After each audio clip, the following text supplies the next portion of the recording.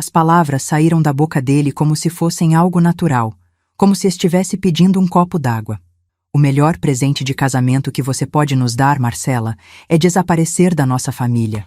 Eu estava segurando uma taça de champanhe, a mesma taça que ele tinha acabado de brindar comigo minutos antes, sorrindo aquele sorriso perfeito que conquistou minha filha. A taça tremeu na minha mão. Não caiu. Eu não deixei cair.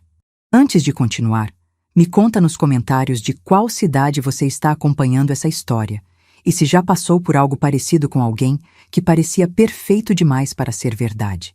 E não esquece de se inscrever no canal para não perder histórias como essa.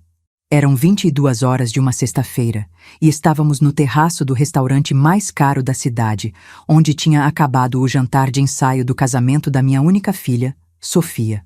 As luzes da cidade piscavam lá embaixo como se nada estivesse errado, como se meu mundo não tivesse acabado de rachar ao meio.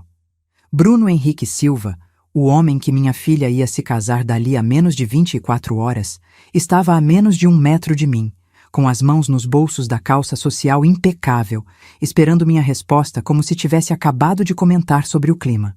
Como é que é? Minha voz saiu mais firme do que eu esperava. Mais firme do que eu me sentia. Ele deu aquele sorriso de canto de boca, aquele que eu tinha aprendido a odiar nos últimos 6 meses, desde que comecei a investigá-lo secretamente. Você me ouviu perfeitamente, Marcela. Sofia não precisa de você mais. Na verdade, ela nunca precisou tanto quanto você acha que ela precisa. Você é, como posso dizer, um peso morto. Um lembrete constante do passado que ela quer deixar para trás. Senti meu estômago revirar. Sofia disse isso? Sofia me disse várias coisas sobre você. Ele se aproximou, baixando a voz, como se estivesse compartilhando um segredo íntimo. Ela disse que você é sufocante, que não consegue aceitar que ela cresceu, que está na hora de você encontrar sua própria vida e parar de viver através dela. Mentira. Eu sabia que era mentira. Tinha que ser mentira. Sofia e eu éramos próximas, sempre fomos. Desde que o pai dela morreu quando ela tinha apenas 15 anos, nós duas nos tornamos uma equipe. Eu trabalhei 2 empregos para dar a ela a melhor educação, para nunca faltar nada. Ela me ligava todos os dias, me mandava mensagens, compartilhava suas alegrias e suas angústias. Até conhecer Bruno. Ela não diria isso, sussurrei, mais para mim mesma do que para ele. Não diria? Bruno riu, um som baixo e cruel. Então por que você acha que ela concordou em se mudar para o apartamento que vamos ganhar de você? Longe daqui, longe de você. Foi ideia dela, Marcela. Ela precisa de espaço. Nós precisamos de espaço. O apartamento. O maldito apartamento na praia que eu tinha comprado como presente de casamento. 350 mil reais que eu tinha economizado durante anos, vendendo a casa onde Sofia cresceu, onde o Roberto e eu construímos nossa vida. Tudo para dar a ela um começo melhor do que o nosso. E ela te mandou aqui me dizer isso? Minha voz estava começando a tremer. Na véspera do casamento dela? Ela não teve coragem. Bruno deu de ombros, como se estivesse falando sobre alguém que não conseguiu matar uma barata. Sabe como ela é? Sensível demais. Então, eu me ofereci para ter essa conversa difícil. Homem para mulher. Adulto para adulto. Adulto para adulto. Ele tinha 28 anos. Minha filha tinha 25. E ele estava ali, me tratando como se eu fosse uma criança problemática que precisava ser dispensada. Você quer que eu não vá ao casamento? As palavras saíram devagar, testando o peso de cada uma. Não apenas isso. Ele verificou o relógio, um Rolex que ele dizia ser presente de um cliente importante. Eu sabia a verdade sobre aquele relógio. Sabia a verdade sobre muita coisa. Queremos que você se afaste, completamente. Não apareça no casamento, não ligue, não mande mensagem. Deixe a gente viver nossa vida sem você sempre no nosso pé. E vocês? O que fariam se ouvissem isso do genro na véspera do casamento da sua filha? Olhei para ele. Realmente olhei. Vi o cabelo perfeitamente penteado, os dentes brancos demais, a pele bronzeada de academia cara. Vi a camisa de linho que provavelmente custou mais do que eu gastava em roupas em um ano inteiro. Vi o homem que tinha seduzido minha filha com jantares românticos, viagens de fim de semana, promessas de um futuro brilhante como empresário de sucesso. E então vi o que ele não sabia que eu via.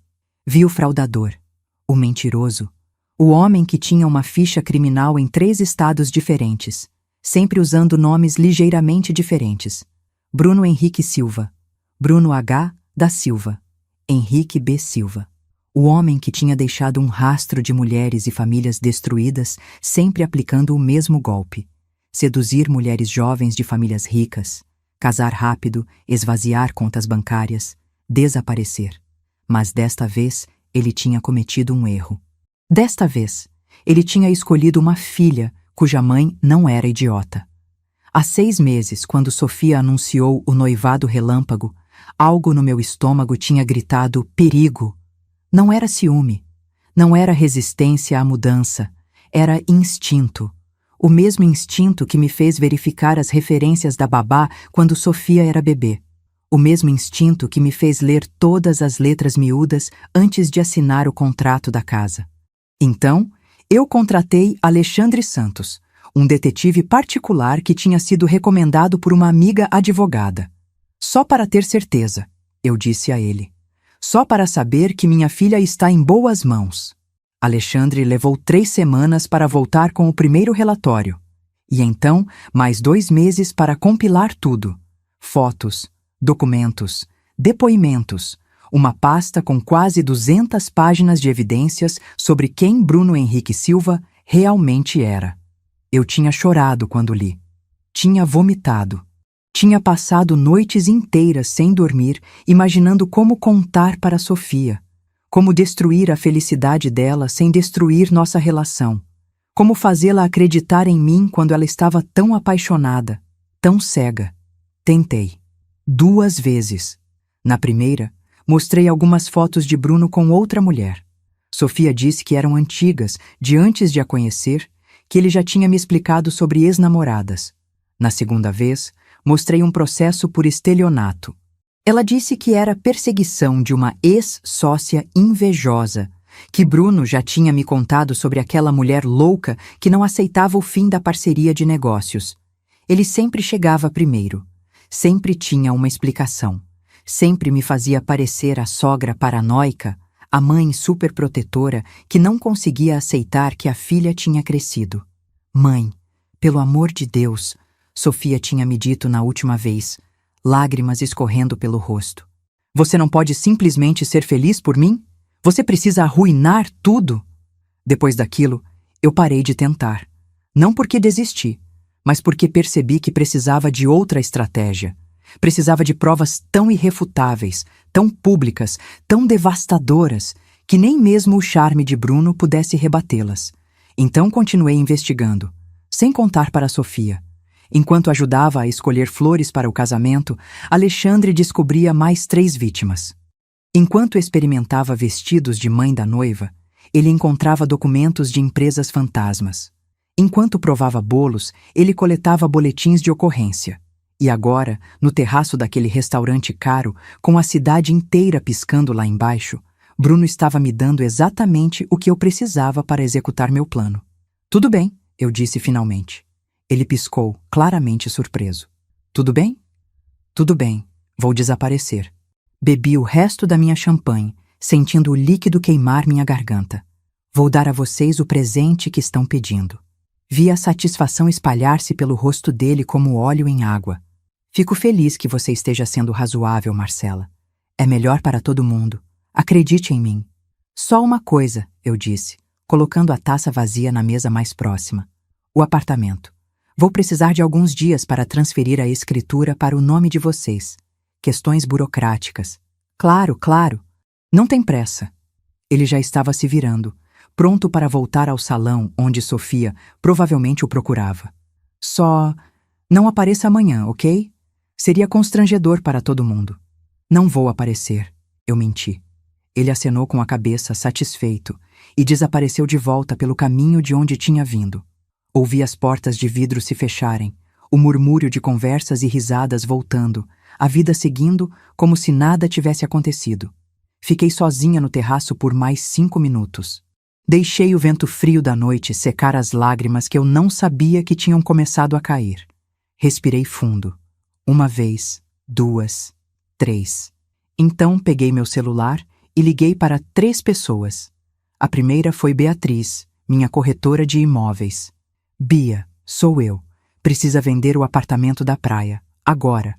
Essa noite, se possível. Aceito qualquer oferta razoável acima de 300 mil. Pode ser? Ela protestou. Disse que era loucura, que poderíamos conseguir mais se esperássemos. Não posso esperar, eu disse. Preciso do dinheiro líquido até amanhã de tarde. A segunda foi Alexandre. Você tem tudo pronto? Perguntei. Todas as cópias que pedimos? Ele confirmou. 67 pacotes, um para cada convidado do casamento. Perfeito, eu disse. Preciso que você os coloque no salão de festas amanhã, antes da cerimônia. Vão ser os presentes para os convidados. A terceira foi para minha impressora favorita, aquela que fazia trabalhos de última hora. Cristina, preciso de um serviço urgente. Quando voltei para dentro do restaurante, Sofia veio correndo até mim, preocupação estampada no rosto lindo que era tão parecido com o do pai dela. Mãe, onde você estava? O Bruno disse que você não estava se sentindo bem. Segurei o rosto dela entre minhas mãos. Memorizei cada detalhe. Os olhos castanhos brilhantes, as sardas no nariz, o sorriso que iluminava o mundo inteiro. Minha menina, minha Sofia. Estou ótima, meu amor, eu disse, beijando sua testa. Só precisava de um pouco de ar fresco. Você sabe como eu fico emotiva com essas coisas. Eu sei. Ela me abraçou forte e eu senti meu coração partir um pouquinho mais. Mãe, eu te amo tanto. Você sabe disso, né? Nada vai mudar isso. Nem o casamento, nem a mudança para o apartamento. Você sempre vai ser minha mãe. Eu sei, querida. Segurei-a mais apertado. E você sempre vai ser minha filha. Por cima do ombro dela, vi Bruno nos observando do outro lado do salão. Ele levantou a taça para mim, aquele maldito sorriso superior no rosto. Achando que tinha vencido. Achando que eu era só mais uma mulher velha e fraca que ele podia manipular e descartar. Ele não tinha ideia. Sorri de volta. Um sorriso que ele interpretou como submissão. Um sorriso que era, na verdade, uma promessa.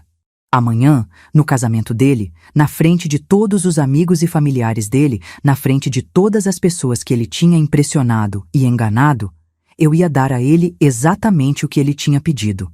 Eu ia desaparecer. Mas não antes de destruir completamente a vida dele. Cheguei em casa perto da meia-noite. A casa estava silenciosa, vazia. Depois de vender a casa onde Sofia cresceu, eu tinha alugado esse apartamento pequeno, temporário, até ela e Bruno se casarem e eu decidir o que fazer com minha vida. Agora, olhava para as caixas ainda pela metade, as fotos ainda apoiadas contra as paredes, esperando para serem penduradas, e percebi que tinha sabido, no fundo, que isso ia acontecer. Liguei meu computador e abri a pasta que Alexandre tinha me enviado por e-mail criptografado. Operação Envelope. Eu tinha chamado meio de brincadeira, quando planejamos isso há 2 semanas, depois que ele me mostrou as últimas evidências. Você tem certeza sobre isso, Marcela? Alexandre tinha perguntado, sua voz cheia de preocupação. Uma vez que você fizer isso, não tem volta. Vai doer muito. Para você, para Sofia, para todos. Já está doendo, eu tinha respondido. Pelo menos assim, vai doer por uma razão. Agora, sentada na frente do computador, com os dedos sobre o teclado, eu respirei fundo. Era isso. Ainda podia parar. Ainda podia deixar o casamento acontecer, deixar Sofia descobrir a verdade do jeito mais difícil, depois que ele esvaziasse a conta dela, depois que ele desaparecesse com tudo. Ou podia ser a vilã. Podia ser a mãe que arruinou o casamento da filha. Podia carregar esse peso pelo resto da vida. Mas pelo menos minha filha estaria segura. Comecei a digitar. Queridos convidados, o documento começava. Obrigada por celebrarem conosco neste dia especial. Como lembrança desta ocasião, preparei um presente diferente para cada um de vocês. Passei a noite toda acordada. Não por escolha, mas porque meu corpo simplesmente não me deixava dormir. Cada vez que fechava os olhos, via o rosto de Sofia amanhã. Via a dor, via a confusão, Via o momento exato em que ela perceberia quem Bruno realmente era. Às 3 da manhã, Beatriz me ligou. Consegui, ela disse, a voz cansada, mas animada. 320 mil, à vista. O comprador é um investidor que estava procurando algo exatamente naquela região. Ele nem quis ver o apartamento pessoalmente. Quer fechar tudo por documentos. Pode assinar os papéis amanhã às 7 da manhã?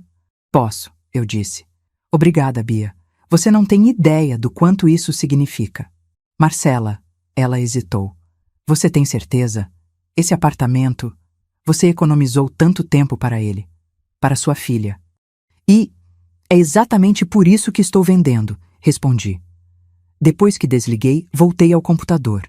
Os documentos já estavam todos impressos, empilhados ao meu lado como evidências de um crime que ainda não tinha sido cometido. Ou talvez já tivesse. Dependia de como você olhava. Primeira vítima, Juliana Rodrigues, 23 anos. Bruno a conheceu 2 anos atrás em Florianópolis, se apresentando como Bruno H. da Silva, empresário do ramo de tecnologia. Noivaram em 3 meses. Ela emprestou a ele 140 mil reais para expandir o negócio. Ele desapareceu 1 semana depois. Boletim de ocorrência número 2847-2023. Foto dela no documento, olhos vermelhos de tanto chorar. Segunda vítima, Camila e Rodrigo Farias, um casal de Curitiba. Bruno os convenceu a investir 200 mil reais em uma startup de aplicativos. A empresa nunca existiu. Processo Civil, número 58892-2023. Eles perderam as economias de 10 anos. Terceira vítima, Marina Costa, 27 anos. Conheceu Bruno em um cruzeiro. Ele disse que era viúvo, que a esposa tinha morrido de câncer. Marina, comovida, apresentou ele para a família rica. 3 meses depois, joias da avó dela, avaliadas em 80 mil reais, desapareceram. Ele também. Boletim de ocorrência número 1523-2024. E assim ia. Página após página. Rosto após rosto. História após história. 17 vítimas identificadas. Mais de R$1 milhão roubados. E essas eram apenas as que Alexandre conseguiu encontrar. Cada envelope teria uma cópia de tudo. 67 envelopes. 67 pessoas olhando para a mesma verdade ao mesmo tempo. 67 testemunhas. Impossível de negar. Impossível de explicar. Impossível de esconder. Terminei de organizar os últimos documentos quando o sol começou a nascer. Tomei um banho longo, deixando a água quente lavar o cansaço dos ossos, mas não a determinação. Vesti um vestido azul marinho simples, prendi o cabelo em um coque elegante, passei uma maquiagem leve. Olhei-me no espelho. Você vai destruir o casamento da sua filha hoje, eu disse para meu reflexo. Você vai ser a vilã da história. Você vai carregar isso para sempre. Meu reflexo não piscou. Mas ela vai estar segura. Às 7 horas, assinei a venda do apartamento no escritório de Beatriz. 320 mil reais transferidos para minha conta. O presente de casamento, liquidado. Transformado em evidência de que eu não era a mãe controladora que Bruno pintava. Eu tinha dado a eles o que prometera. Eles apenas não iam receber da forma que esperavam. Às 9 horas, Alexandre me encontrou no estacionamento do clube, onde seria a cerimônia e a recepção. Ele tinha um carro, um sedã preto discreto, com o porta-malas cheio de caixas. São 67, ele confirmou, abrindo uma das caixas para me mostrar. Envelopes dourados elegantes, cada um com um cartão impresso. Uma lembrança especial da mãe da noiva. Consegui acesso ao salão. O pessoal da organização acha que são lembrancinhas de casamento normais. Vão colocar um em cada lugar durante o café da manhã, antes da cerimônia. Olhei para os envelopes, tão bonitos, tão inocentes por fora, tão devastadores por dentro. Marcela, Alexandre tocou meu braço gentilmente. Última chance de voltar atrás. Eu posso pegar essas caixas e ir embora. Ninguém nunca precisa saber. Balancei a cabeça. Não, isso precisa acontecer. Vai doer, ele disse, e havia compaixão genuína em seus olhos. Ele era pai de 2 filhas. Ele entendia. Eu sei. Respirei fundo. mas a alternativa seria ela descobrir sozinha daqui a 6 meses ou 1 ano, quando ele já tivesse esvaziado todas as contas e desaparecido. Pelo menos assim, eu estarei aqui, para segurar ela quando desmoronar. Se é que ela me deixar, pensei, mas não disse em voz alta. Alexandre assentiu e começou a levar as caixas para dentro. Eu fiquei no carro, tremendo apesar do calor do dia. Peguei meu celular. Tinha 3 mensagens de Sofia. Mãe, bom dia.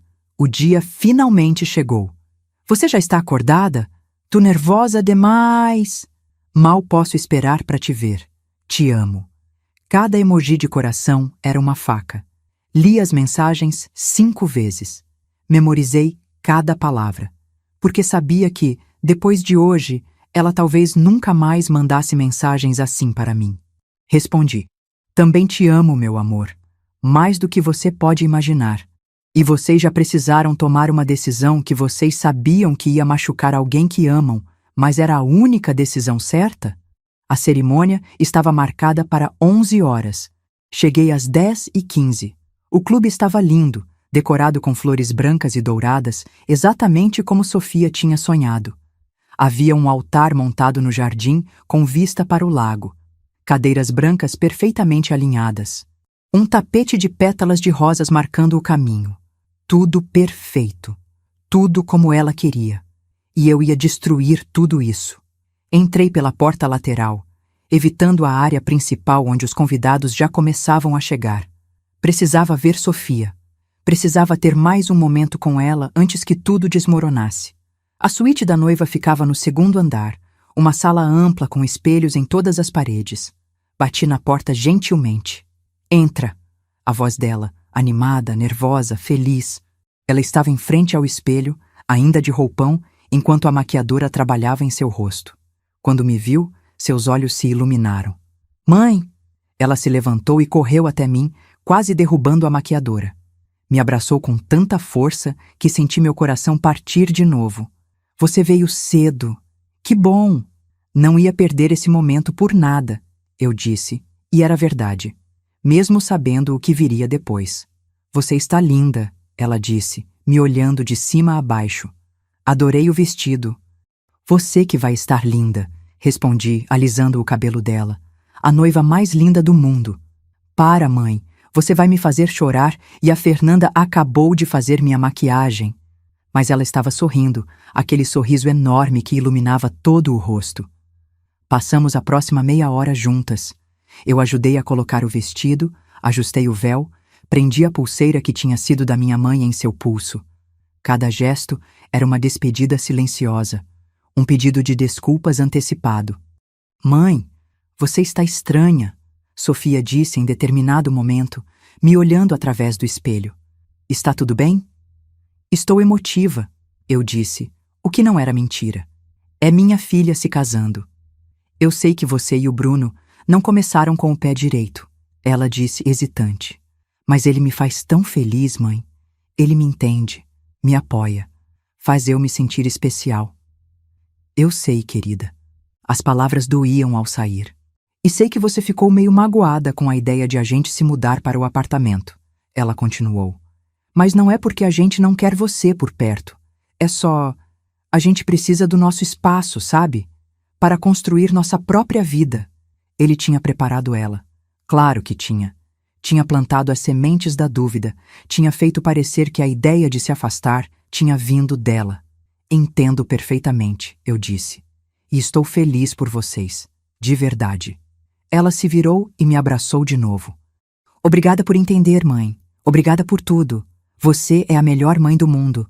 Segurei ela mais apertado, gravando na memória o perfume dela, o calor dela, o som da respiração dela. E você é a melhor filha do mundo, sussurrei. Um pouco antes das 11, saí da suíte. Precisava estar no meu lugar antes da cerimônia começar.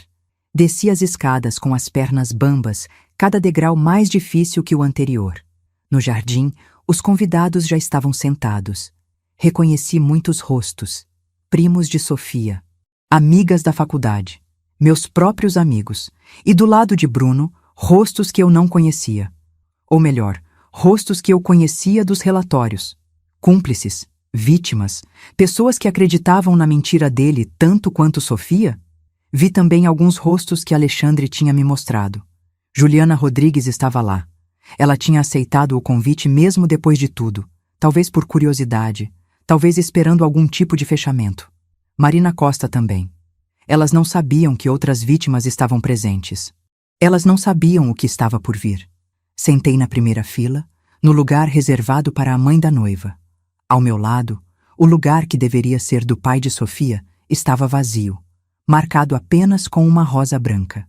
Roberto deveria estar aqui. Roberto saberia o que fazer. Roberto me diria se eu estava certa ou completamente louca. Mas Roberto estava morto há 10 anos, e eu estava sozinha nessa. A música começou. Todo mundo se levantou. Vi Sofia aparecer no fim do tapete de pétalas, radiante em seu vestido branco, segurando o buquê com as 2 mãos. Sozinha, porque não tinha ninguém para entregá-la. Ela tinha me pedido para fazer isso, mas eu tinha recusado, dizendo que queria vê-la caminhar independente, forte, dona de si. A verdade é que eu não conseguiria. Não conseguiria entregá-la para Bruno sabendo o que ele era. Ela caminhou devagar, sorrindo para todos. Quando passou por mim, nossos olhos se encontraram.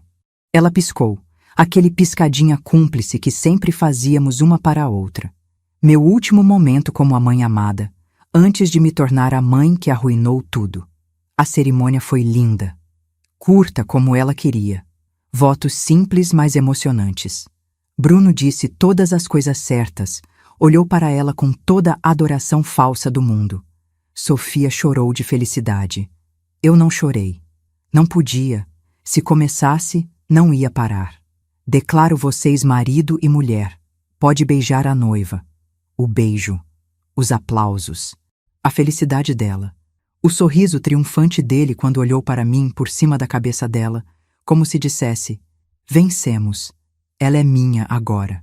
Mas era só o começo. A cerimônia era só o prólogo. A verdadeira história começaria daqui a pouco, na recepção. Os convidados se moveram para o salão interno, onde o almoço seria servido. Um salão enorme, com mesas redondas elegantemente arrumadas. E em cada lugar, um envelope dourado esperando. Que lindo! Ouvi alguém comentar. Que lembrancinhas chiques! Ainda não abram, o mestre de cerimônias anunciou rindo. A mãe da noiva pediu que todos abrissem juntos, depois do brinde. Sofia veio até mim, ainda radiante. Mãe, você preparou lembrancinhas? Não precisava. Queria fazer algo especial, eu disse, e cada palavra pesava 1 tonelada. Você é incrível. Ela me beijou a bochecha. Vem, vamos sentar, estou morrendo de fome. A mesa principal estava em um palco pequeno, elevada. Sofia e Bruno no centro, os padrinhos dos lados. Eu estava na mesa logo abaixo, junto com outros familiares próximos. Posição perfeita para ver tudo o que estava prestes a acontecer. O almoço foi servido. Comida deliciosa que tinha gosto de cinzas na minha boca. Conversas alegres ao meu redor que soavam como ruído branco. Bruno fez um brinde. Sofia fez um brinde. Todos riram e bateram palmas. E então, finalmente, o momento. O mestre de cerimônias pegou o microfone. E agora, temos uma surpresa especial. A mãe da noiva, Marcela, preparou um presente único para todos os convidados. Marcela, quer dizer algumas palavras? Não tinha planejado dizer nada, mas de repente senti que precisava. Levantei-me, pernas trêmulas, e peguei o microfone. Sofia, comecei, e minha voz ecoou pelo salão silencioso. Minha filha, desde o dia em que você nasceu, tudo o que fiz foi pensando no seu bem-estar, na sua felicidade, na sua segurança. Ela sorriu para mim, olhos brilhando. Às vezes, continuei, ser mãe significa fazer escolhas difíceis.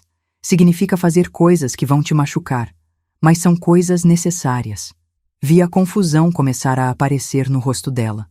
Os envelopes na frente de vocês, eu disse para o salão, contêm informações importantes. Informações que todos merecem saber. Por favor, abram agora. O som de 67 envelopes sendo abertos ao mesmo tempo foi como um trovão suave, seguido de silêncio. Um silêncio tão profundo que eu conseguia ouvir meu próprio coração batendo. E então, o caos. O primeiro grito veio de uma mulher que eu não conhecia, sentada 3 mesas à minha direita. Você roubou da minha irmã! Ela estava de pé, o envelope amassado na mão trêmula, apontando para Bruno. 80 mil reais. Você disse que ia investir em um restaurante. Antes que alguém pudesse processar, outro homem se levantou. Eu também. Você me deve 120 mil. Sua voz estava quebrada, décadas de raiva concentradas naquelas palavras. Minha empresa faliu por sua causa. E então foi como domínio. Um por um, pessoas começaram a se levantar, vozes se sobrepondo, cada uma contando uma história diferente, mas todas com o mesmo final. Bruno Henrique Silva tinha roubado deles, tinha mentido, tinha destruído suas vidas. Vi Juliana Rodrigues, a primeira vítima que eu tinha documentado, levantar-se com lágrimas escorrendo pelo rosto. Você disse que me amava, ela gritou, a voz rasgando o ar. Você disse que ia se casar comigo. E então desapareceu com todo o dinheiro que minha avó tinha me deixado. Bruno estava pálido, tão pálido que parecia que ia desmaiar. Ele olhou ao redor do salão, procurando uma saída, uma explicação, qualquer coisa. Seus olhos encontraram os meus, e vi o momento exato em que ele entendeu. O momento em que percebeu que tinha sido eu, que tinha me subestimado completamente. Isso é mentira! Ele gritou, levantando-se tão rápido que derrubou a cadeira atrás dele. São tudo mentiras! Essa mulher... Ele apontou para mim com um dedo acusador. É louca! Ela inventou tudo isso porque não aceita que eu casei com a filha dela. Mas ninguém estava olhando para mim. Todos estavam olhando para os documentos nas mãos. Boletins de ocorrência com números de protocolo, processos judiciais com números de caso, fotos dele com outras mulheres, outras vítimas em outras cidades, extratos bancários, contratos assinados, mensagens de texto impressas, tudo real, tudo verificável, tudo irrefutável. Sofia! Ele se virou para ela, desesperado, pegando as mãos dela que estavam congeladas sobre a mesa. Amor, você tem que acreditar em mim. Isso é tudo armação. Sua mãe está tentando nos separar. Sofia não disse nada. Ela estava olhando para o envelope na frente dela. Ainda não tinha aberto. Suas mãos tremiam tanto que o papel chacoalhava. Abre, Sofia, eu disse baixinho, mas alto o suficiente para ela ouvir através do caos. Você precisa ver. Não! Bruno tentou arrancar o envelope dela. Não olha isso, é tudo mentira. Mas Sofia já estava abrindo. Ela tirou os papéis com movimentos lentos, mecânicos, e começou a ler. Vi seu rosto mudar. Vi o momento em que a primeira dúvida apareceu. Depois a segunda. Depois, a certeza terrível. Ela folheou as páginas, uma após a outra, os olhos ficando cada vez mais largos, a respiração cada vez mais rápida. Sofia, escuta! Bruno estava implorando agora, tentando pegar os papéis dela. Eu posso explicar tudo isso. Cada coisa tem uma explicação. Ela parou em uma página específica. Uma foto. Bruno abraçado com uma mulher morena bonita, os dois de aliança. A mulher estava grávida. Quem é ela? A voz de Sofia saiu tão baixa que quase não ouvi. Bruno ficou mudo. Quem é ela? Sofia gritou, se levantando tão rápido que a cadeira voou para trás. Você está casado? Você tem um filho? Estava, ele disse desesperado. Estava casado, já terminamos, ela sabe de você, eu ia te contar. Quando? Sofia estava chorando agora, lágrimas caindo sobre o vestido de noiva branco, manchando o tecido. Quando ia me contar? Quando você tivesse roubado tudo de mim também? Olhei ao redor do salão. Vi pessoas chorando, algumas de raiva, algumas de dor. Algumas, como Sofia, de traição. Vi padrinhos e madrinhas sem saber o que fazer, presos entre apoiar o casal e processar a verdade que acabavam de descobrir. Vi fotógrafos abaixarem as câmeras, percebendo que essa não era mais uma celebração. E então vi os policiais. 2 deles entrando pela porta principal. Não os tinha chamado, mas alguém tinha. Talvez várias pessoas tinham assim que abriram os envelopes e reconheceram as evidências do crime. Bruno Henrique Silva, Um dos policiais disse, atravessando o salão. Todo mundo abriu caminho silenciosamente. Bruno olhou para a porta dos fundos. Viu o cálculo em seus olhos. Quanto tempo levaria para chegar lá? Ele conseguiria? Ele tentou. Pular do pequeno palco onde estava a mesa principal e correr. Mas seus padrinhos, que agora tinham lido sobre seus crimes, seguraram ele. Não com violência, apenas com determinação silenciosa. Você está preso por estelionato, o policial disse, colocando as algemas. Você tem o direito de permanecer calado.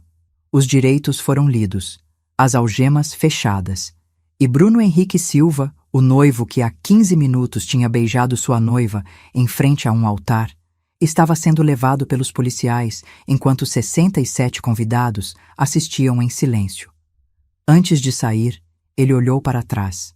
Não para Sofia, para mim. Você vai pagar por isso, ele disse, baixo, mas claro. Você destruiu sua filha. Ela nunca vai te perdoar. Talvez ele estivesse certo. Talvez Sofia nunca me perdoasse, mas pelo menos ela estava segura. A porta se fechou atrás dele. O silêncio que se seguiu era ensurdecedor. E então Sofia desmoronou. Não literalmente, mas vi suas pernas falharem. Vi ela se agarrar à mesa para não cair. Vi todo o peso da verdade esmagar ela de uma vez. Corri até ela, subindo no pequeno palco, mas ela levantou a mão. Não, ela disse, a voz quebrada. Não se aproxima de mim. Sofia, querida, você sabia. Não era uma pergunta, era uma acusação. Você sabia tudo isso e não me contou. Tentei te contar, eu disse desesperada, várias vezes, mas você não acreditou em mim. Então você decidiu fazer isso? Ela apontou para o salão, para os convidados ainda em choque, para os envelopes espalhados pelas mesas. Destruir meu casamento em frente a todo mundo? Não tinha outra opção. Minha voz saiu mais alta do que pretendia. Ele ia te destruir, Sofia. Ia esvaziar sua conta bancária e desaparecer. Pelo menos assim você descobriu antes de ser tarde demais. Tarde demais? Ela riu, um som amargo e quebrado. Tarde demais, eu casei com ele, na frente de todos, eu fiz votos, e agora todo mundo. Ela olhou ao redor do salão.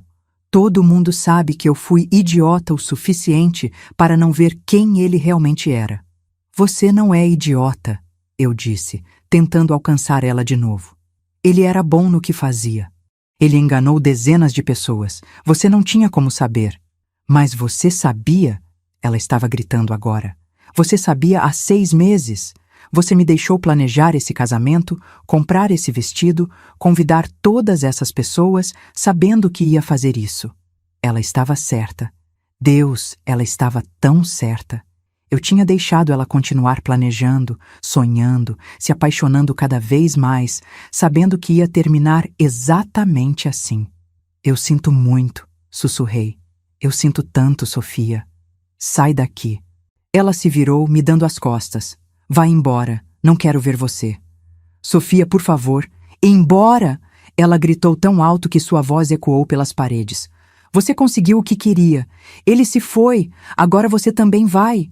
Senti meu coração se partir definitivamente. Mas fiz o que ela pediu. Me virei e comecei a descer do palco. Cada passo era mais pesado que o anterior. Parei na saída e olhei para trás uma última vez. Sofia estava de pé no meio do palco vazio, sozinha em seu vestido de noiva, cercada de flores e decorações de um casamento que tinha acabado antes de começar. Lágrimas manchando a maquiagem perfeita.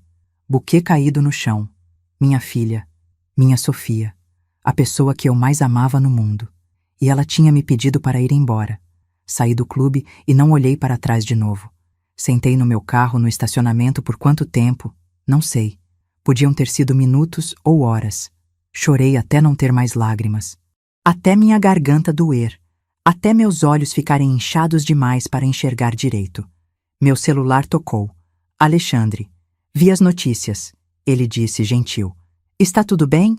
Não, respondi honestamente. Acho que nunca vai estar tudo bem de novo. Você fez a coisa certa, Marcela. Será? Minha voz estava rouca. Porque não parece. Parece que acabei de perder minha filha para salvar ela de um homem que agora está preso. Valeu a pena? Alexandre ficou em silêncio por um momento. Você salvou ela de algo muito pior. Um dia, quando a dor passar, ela vai entender isso. E se não entender? Perguntei. E se ela nunca me perdoar? Então você vai ter que viver com isso, ele disse, e havia uma gentileza brutal em sua honestidade. Mas, pelo menos, ela vai estar viva e segura para te odiar. A alternativa seria ela estar destruída financeiramente e emocionalmente, sem ter você para culpar porque você não teria feito nada. Ele estava certo. Eu sabia que ele estava certo. Mas não tornava a dor menor. Desliguei e olhei de novo para o clube. Convidados começavam a sair, em pequenos grupos, conversando em voz baixa. Alguns me viram no carro e desviaram o olhar. Outros acenaram com simpatia. Alguns vieram até mim. Uma mulher de uns 30 anos bateu na minha janela. Abri. Você é a mãe da noiva, ela disse. Não era uma pergunta. Sou. Meu nome é Carla. Bruno me roubou R$ 70.000 há 2 anos. Eu estava no envelope. Eu estava lá no salão. Lágrimas escorriam pelo rosto dela. Obrigada. Obrigada por fazer o que a polícia não conseguiu fazer. Por expor ele. Por garantir que ele não vai fazer isso com mais ninguém. Outras pessoas se aproximaram. Um homem idoso que perdeu as economias da aposentadoria. Uma jovem que quase se casou com Bruno também. Um casal que investiu em uma empresa fantasma. Todos tinham a mesma mensagem. Obrigada. Você nos deu justiça. Você nos deu fechamento. Mas nenhum deles tinha perdido uma filha no processo. Voltei para casa quando o sol começou a se pôr. O apartamento estava ainda mais vazio do que na noite anterior. Liguei a televisão no noticiário. A prisão de Bruno já estava nas notícias. Fraudador preso em próprio casamento após ser exposto pela sogra, o apresentador dizia. Mostravam a foto dele sendo levado pelos policiais. Bruno Henrique Silva, de 28 anos, é suspeito de ter aplicado golpes em pelo menos 17 vítimas, roubando mais de R$ 1 milhão. A prisão aconteceu durante sua recepção de casamento, após a mãe da noiva distribuir envelopes contendo evidências dos crimes para todos os convidados. Desliguei. Não conseguia mais assistir. Meu celular vibrou. Uma mensagem de um número desconhecido. Senhora Marcela, meu nome é Vera Martins. Obtive seu contato através do detetive Alexandre Santos.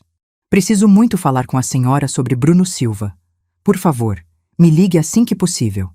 Olhei para a mensagem por um longo tempo. Quem era Vera Martins? Por que Alexandre tinha dado meu número para ela? Estava prestes a ligar de volta quando outra mensagem chegou. Desta vez de Alexandre. Marcela, a mulher que te mandou mensagem se chama Vera. Ela é mãe de Ana Martins, que está noiva de Tiago Costa. Tiago era parceiro de Bruno. Mesmo esquema, mesma operação. Ana vai cometer o mesmo erro que Sofia quase cometeu. Vera está desesperada. Pensei que você pudesse ajudar. Li a mensagem 3 vezes. Tiago Costa. Parceiro de Bruno. Outra mãe. Outra filha. Outro casamento prestes a acontecer, baseado em mentiras. Olhei para a tela escura da televisão. Para o apartamento vazio. Para o silêncio ensurdecedor do meu telefone que não recebia mensagens de Sofia. Eu tinha acabado de destruir o casamento da minha própria filha. Tinha acabado de perder a pessoa que eu mais amava. Tinha acabado de me tornar a vilã da história dela. E agora tinha uma escolha. Podia me afundar na minha própria dor. Lamentar. Me perguntar eternamente se tinha feito a coisa certa. Ou podia fazer com que essa dor valesse alguma coisa. Disquei o número de Vera Martins. Ela atendeu no primeiro toque. Alô? Vera, eu disse, minha voz ainda rouca de tanto chorar. Meu nome é Marcela Oliveira. Ouvi dizer que você precisa de ajuda. E vocês fariam de novo? Se pudessem voltar atrás, mudariam alguma coisa? Ou fariam exatamente o mesmo, mesmo sabendo o quanto ia doer? Nos dias seguintes, mergulhei na investigação sobre Tiago Costa e Ana Martins. Era mais fácil focar na dor de outra pessoa do que na minha própria.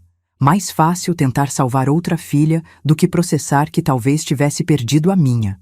Sofia não me ligou. Não respondeu minhas mensagens. Não atendeu minhas ligações.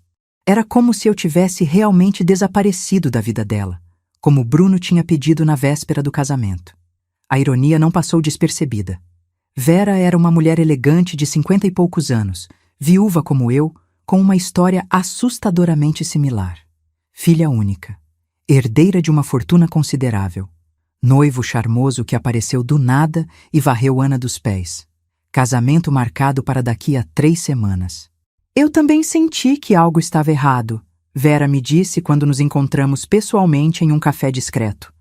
Mas Ana está tão apaixonada, tão cega, ela não me escuta.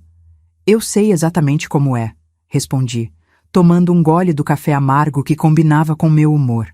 Vi o que você fez, ela continuou hesitante. Nas notícias, no casamento da sua filha, foi corajoso, mas também foi brutal. Foi necessário, corrigi.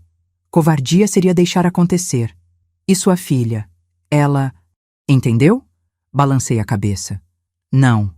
Ela não entendeu? E talvez nunca entenda. Mas ela está segura. E no final, isso é tudo que importa. Vera ficou em silêncio por um momento. Eu não posso fazer o que você fez. Não posso destruir o casamento da Ana daquele jeito. Não posso fazer ela me odiar. Então vai deixar ela se casar com um criminoso? Minha voz saiu mais dura do que pretendia. Vai deixar ele destruir ela só para você não ser a vilã? Você não entende, Vera disse, lágrimas formando nos olhos. Ana é tudo que tenho. Se eu fizer isso, se eu expor o Tiago da forma que você expôs o Bruno, vou perder ela. E não tenho certeza se consigo viver com isso. Olhei para ela e vi meu próprio medo refletido de volta. O medo que eu tinha enfrentado. O medo que tinha escolhido encarar apesar das consequências. Você está certa, eu disse finalmente. Você pode perder ela. Eu perdi a minha. Mas sabe o que seria pior? Ser cúmplice. Deixar acontecer. E aí, quando ele destruir ela, quando ele roubar tudo e desaparecer, quando ela estiver devastada e sozinha, ela vai lembrar que você sabia. E ela vai te odiar do mesmo jeito. Mas dessa vez, você vai ter que concordar que ela tem razão. Vera enxugou as lágrimas. Então o que eu faço? A gente expõe ele, eu disse. Mas dessa vez, fazemos diferente. Alexandre conseguiu acesso à cela de Bruno 3 dias depois da prisão. Eu não queria ir. A ideia de ver aquele homem de novo fazia meu estômago revirar. Mas era necessário. Precisávamos de informações sobre Tiago Costa. E Bruno era nossa única fonte confiável. A prisão cheirava a desinfetante e desespero. Seguimos um guarda por corredores cinzentos até uma sala de visitas pequena, com uma mesa de metal e 2 cadeiras. Bruno já estava lá, algemado, vestindo o uniforme laranja da prisão. Quando me viu, seus olhos se estreitaram. Veio gloar? Ele disse, a voz cheia de veneno. Veio esfregar na minha cara que você venceu? Sentei na cadeira em frente a ele, mantendo minha expressão neutra. Vim fazer um acordo. Ele riu, um som amargo. Que acordo?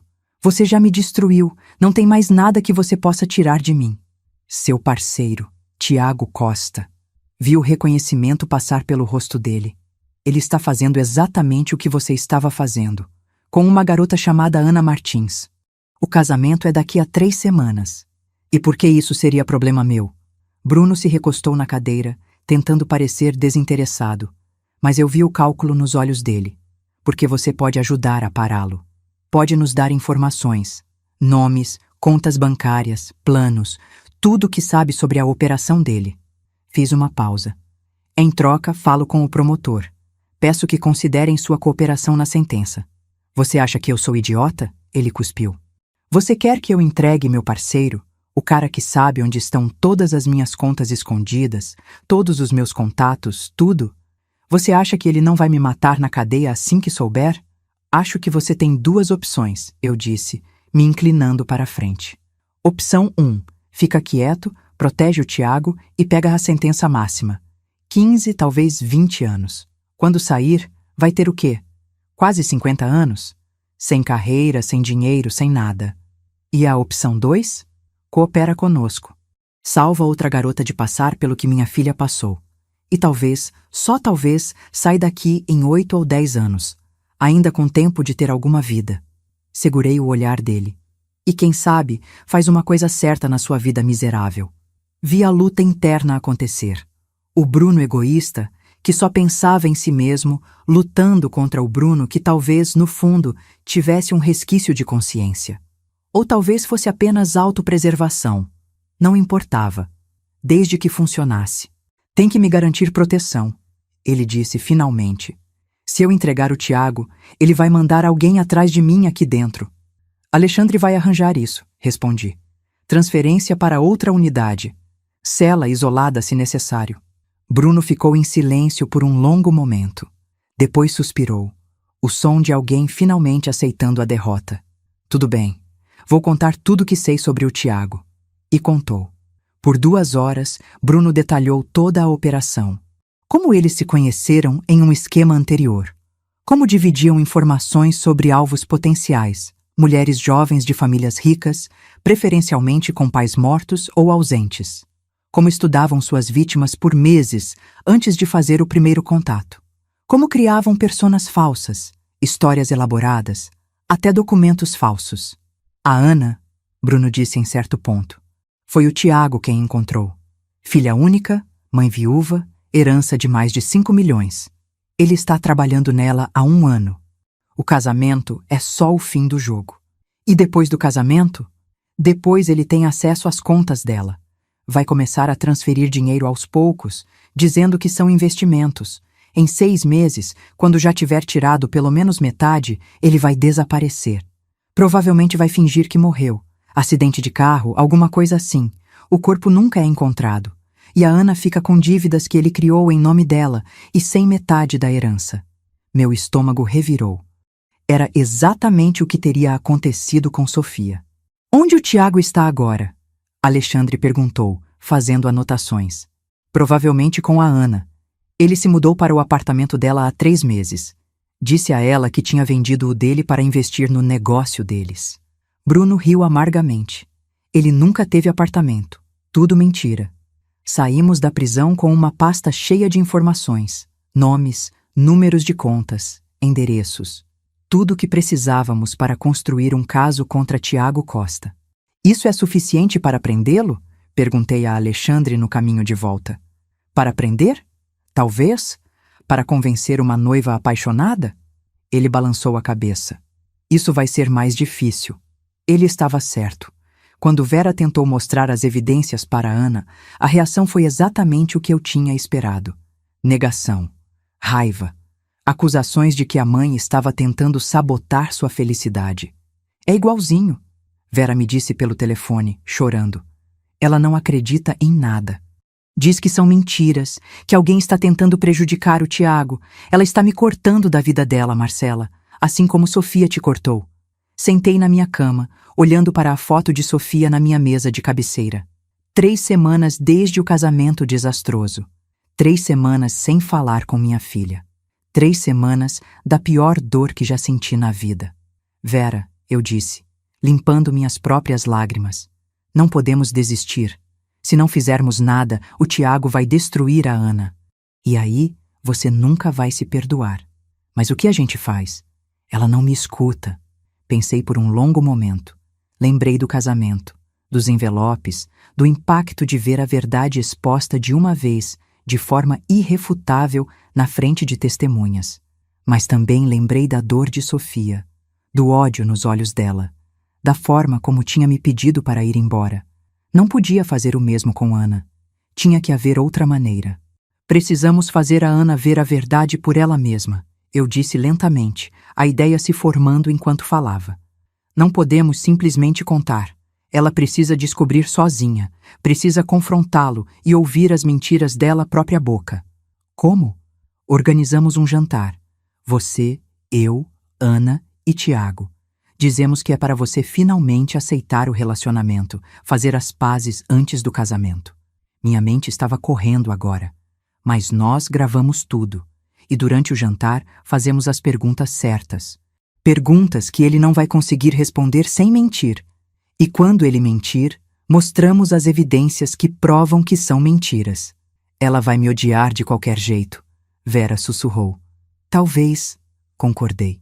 Mas pelo menos vai ser a verdade dela. Vai ser ela descobrindo com os próprios olhos quem ele realmente é. Não vai ser você contando. Vai ser ela vendo. Levamos uma semana para organizar tudo.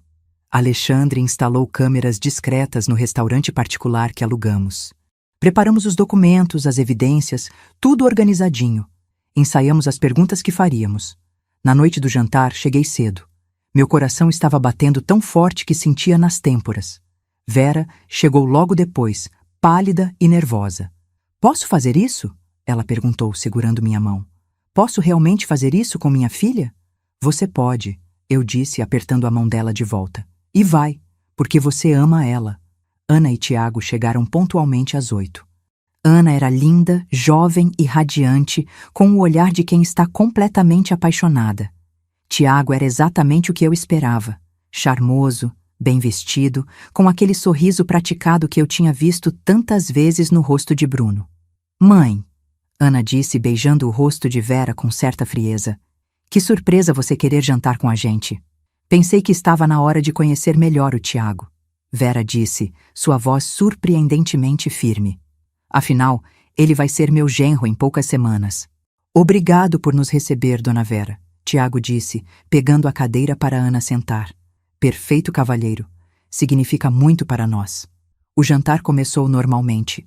Conversa leve. Perguntas sobre o casamento, sobre a lua de mel planejada. Tiago era bom, muito bom. Todas as respostas certas, todos os gestos certos.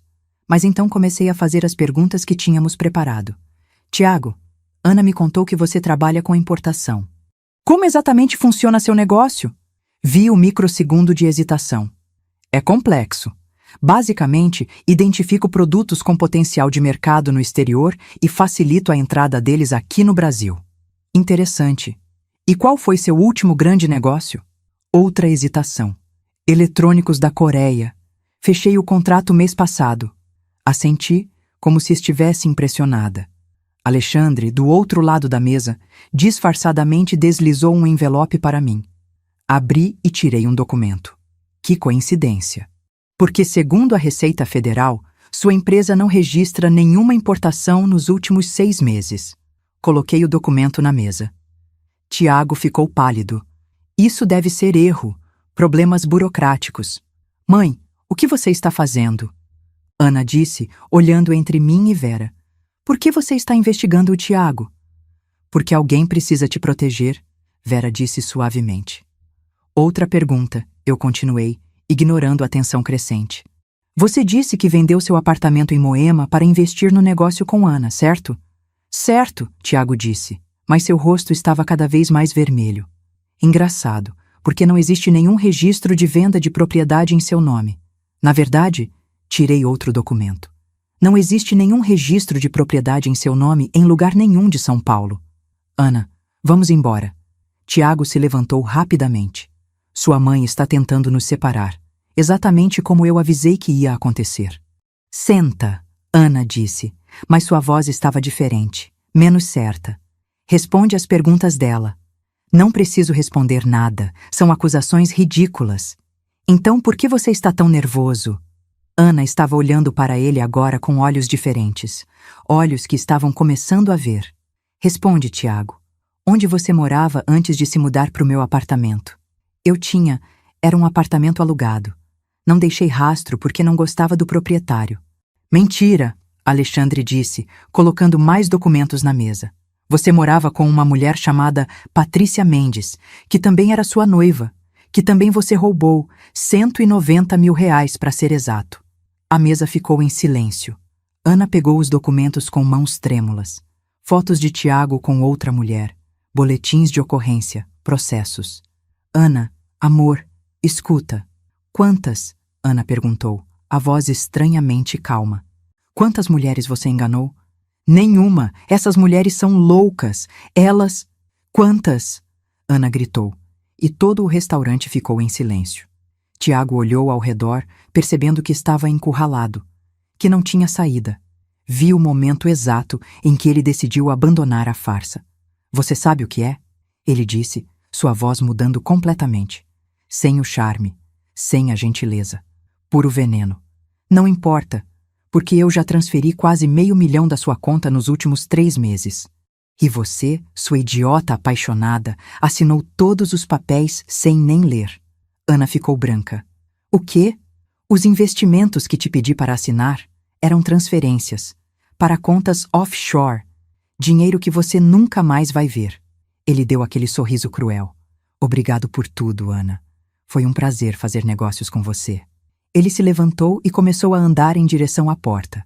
Alexandre se levantou também, bloqueando o caminho. Você vai querer sair pela porta da frente, Alexandre disse calmamente.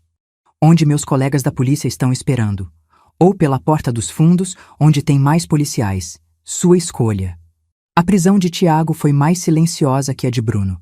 Sem plateia, sem drama, apenas algemas e direitos sendo lidos enquanto Ana assistia, lágrimas silenciosas escorrendo pelo rosto. Quando levaram ele, Vera se aproximou da filha. Ana não se afastou. Apenas desmoronou nos braços da mãe, chorando como uma criança. Eu sinto muito, Vera sussurrava, acariciando o cabelo de Ana. Eu sinto tanto, minha filha. Você estava certa, Ana soluçava. Você tentou me avisar e eu não escutei. Shh, está tudo bem agora. Você está segura. É tudo que importa. Observei a cena com o coração partido. Queria que fosse Sofia nos meus braços. Queria ter esse momento de reconciliação. Mas tudo que tinha era silêncio. Alexandre me acompanhou até o carro. Você salvou aquela garota, ele disse. Devia se sentir orgulhosa.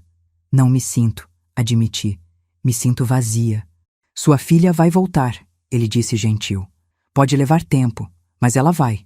Como você sabe? Porque ela é sua filha.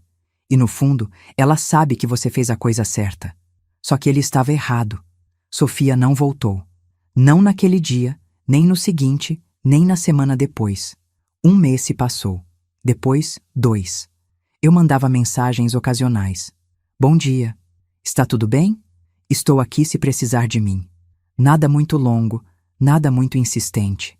Apenas lembretes suaves de que eu ainda existia. Ela nunca respondia. Vera e Ana, por outro lado, ficaram próximas. Ana iniciou o processo para recuperar parte do dinheiro roubado. Vera a apoiou em cada passo. Elas frequentemente me convidavam para almoçar, para conversar, para agradecer por ter salvado a vida de Ana. Era reconfortante. Mas não preenchia o buraco que Sofia tinha deixado. Foi Ana quem teve a ideia da fundação.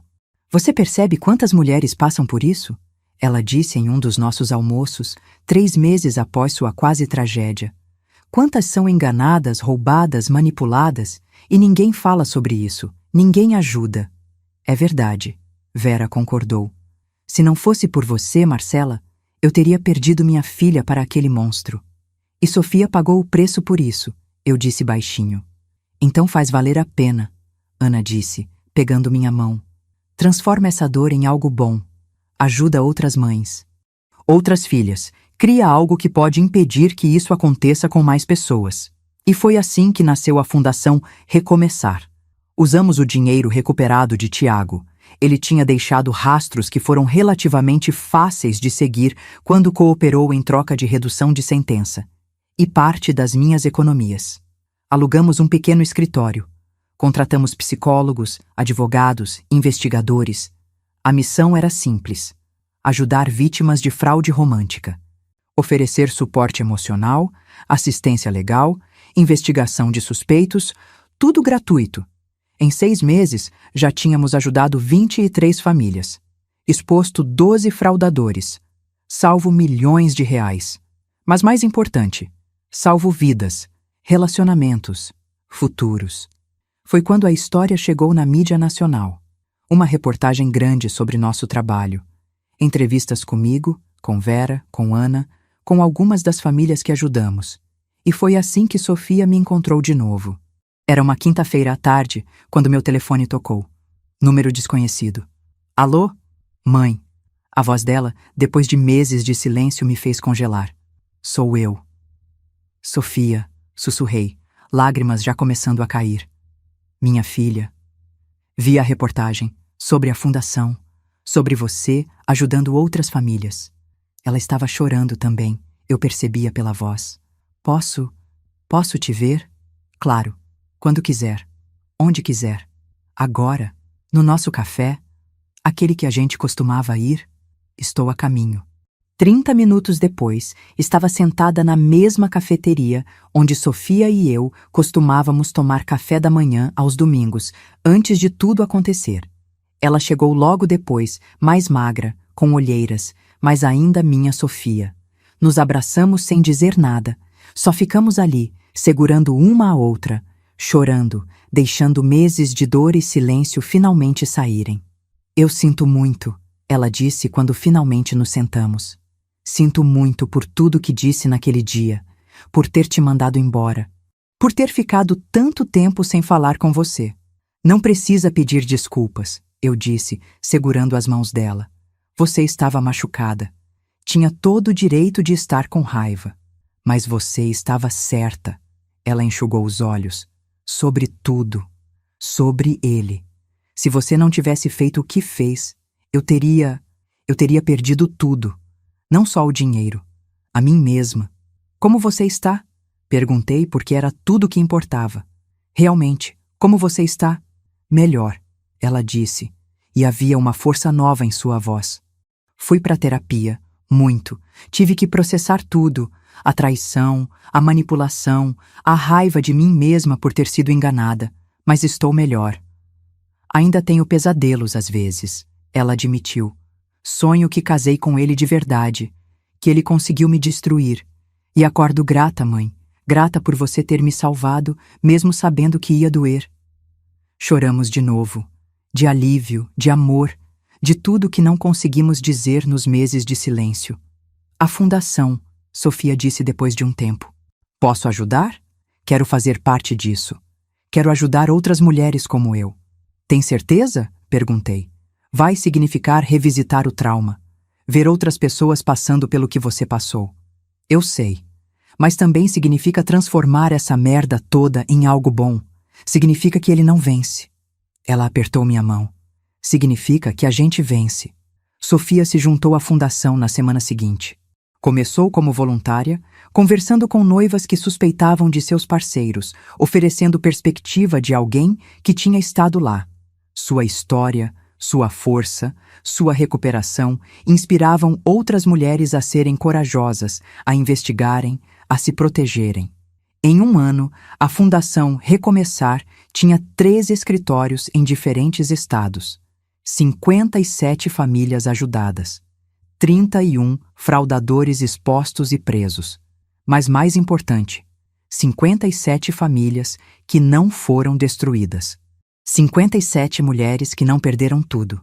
Bruno cumpriu 8 anos e foi solto por bom comportamento. Ouvi dizer que está trabalhando em um call center. Vida simples, sem glamour. Tiago pegou 10 anos. Alguns dos outros criminosos que ajudamos a expor pegaram ainda mais. Sofia conheceu alguém novo. Um homem gentil, simples, que eu investiguei completamente, com a bênção dela, antes que ficassem sérios. Eles estão felizes, cautelosos, mas felizes. Quanto a mim, encontrei propósito na dor. A fundação é minha vida agora. Cada família que ajudamos, cada mulher que salvamos, é uma forma de honrar a dor que Sofia e eu passamos. Uma forma de garantir que não foi em vão. Às vezes ainda me pergunto se fiz a coisa certa naquele dia. Se destruir o casamento de Sofia daquela forma foi a única opção. Se poderia ter feito diferente. Mas então lembro de onde estaríamos se eu não tivesse feito nada. Lembro das 17 vítimas de Bruno. Lembro de Ana quase perdendo tudo.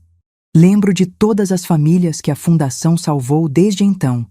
E percebo que, mesmo com toda a dor, mesmo com meses de silêncio, mesmo sendo temporariamente a vilã na história da minha filha, eu faria tudo de novo.